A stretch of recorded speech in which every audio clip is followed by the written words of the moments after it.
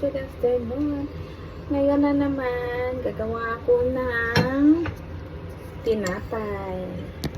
Kasi wala kaming tinapay, kaya gagawa ko, ayan po. Ayan po, gagawa ko ng tinapay. At nalaga ako ulit ng soup namin, yung buhok ng mais at saka carrot. At hindi ko po alam yung iba, pero yun po. Ito, lagyan ko lang ulit ng egg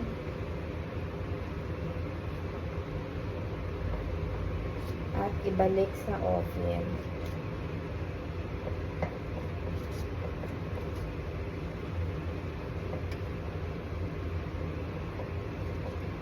Parang gusto ko kasi kumain ng tinapay na mainit-init.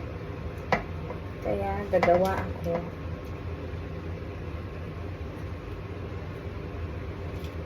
Ito na po, ilagay ko na ulit sa oven.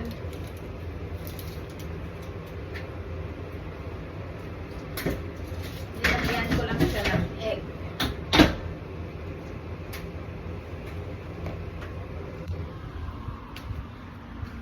Ayan na po. At masarap yan na minit-init rin na kape. At ako'y maglilinis po ulit. Walang humpay na lutuan. Walang tigil na luto. Magluto po ako ng garlic strand ba to? Ito po. Ano to ng garlic eh. Hindi ko alam kung ano tawag dito. Pero garlic po ito. Galing sa garlic. At saka lagyan ko lang ng shrimp. Igisa ko lang sa shrimp. Kasi mayroon na akong oxtail na luto na. Ito na po yun. Papakita ko. Ito na po yun. Yung oxtail kanina. Sobrang lambot na po yan. So, ito yung pandagdag ko. Tapos, ang gulay nila ay ito po, lettuce. Yan. So, happy tummy na naman mamaya yung hamo ko.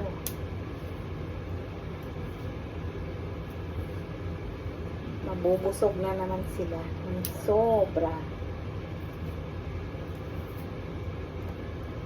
Kayo po, prepare na po ba kayo ng dinner? Ngayon po ay hapon na, 4:37.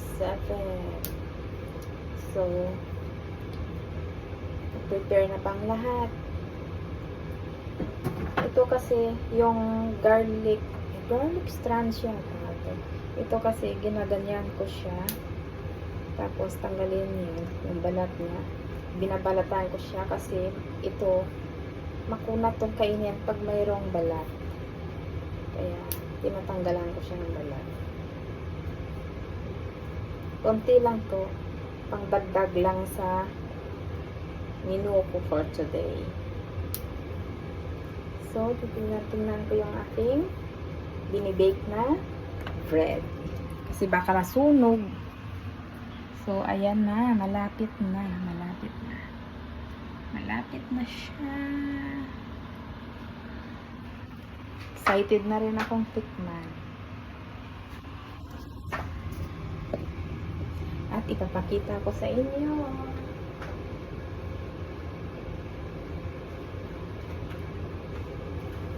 Masarap yan sa kape. Kasi freshly baked siya. Pag minsan gumagawa ko ng bread, pag gusto ko yung kumain ng mainit-init na tinapay, lagyan ng cheese. Lagyan ng cheese whiz. Cheese whiz yung ipapalaman ko.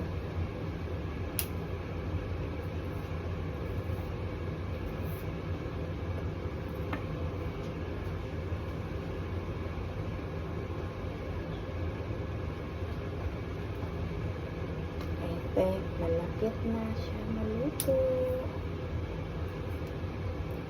Ang ginawa ko kasing tinapay, nilagyan ko siya ng isang pack na sachet ng Bear Brand para maalinam lang.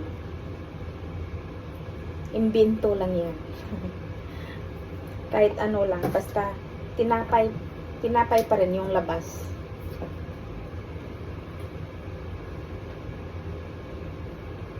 Ang kalabasan ay tinapay pa rin, so no problem.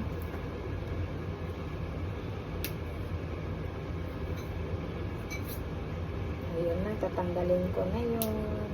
Tatanggalin ko na siya. Ito lang lahat.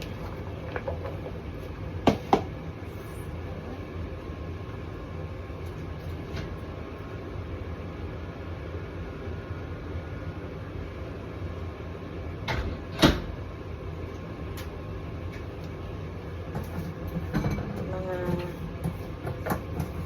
1 minute pa.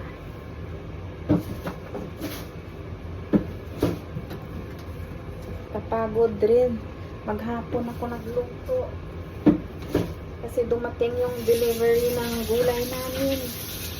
Naasikaso ko pa at lilinisin ko at gumawa ko ng soup. This is life ng kunyang sa Hong Kong. Maliit na yung bahay, pero wala kang pahinga dahil walang tigil ang trabaho.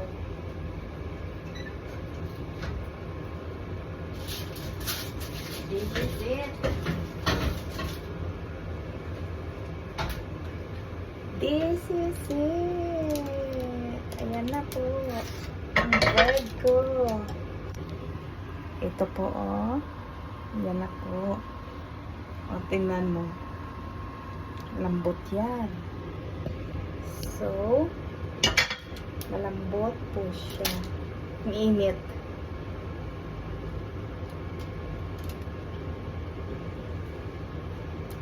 Gusto ko ipakita ko sa inyo yung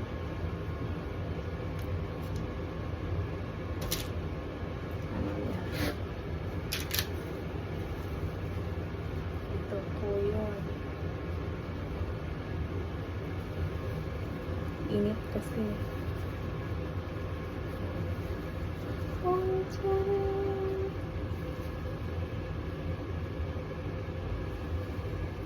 Mainit pa.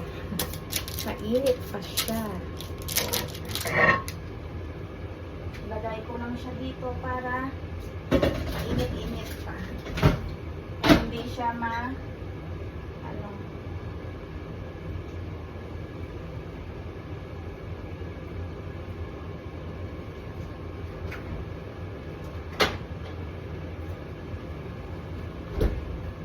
At ito ang ipapalaman natin.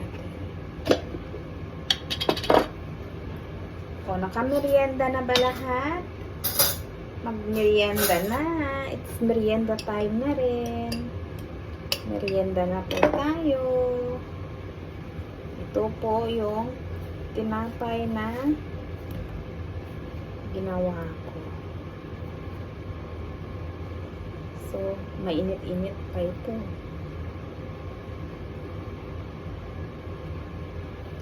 Ito po. Kain po tayo. Titikman ko lang.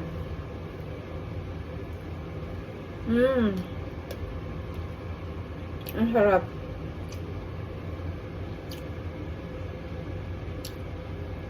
Maalinamnam siya. Lagyan ko lang ng cheese.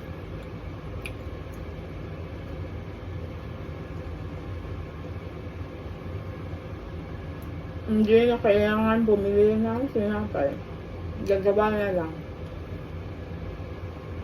Kain tayo ulit. Thank you for watching.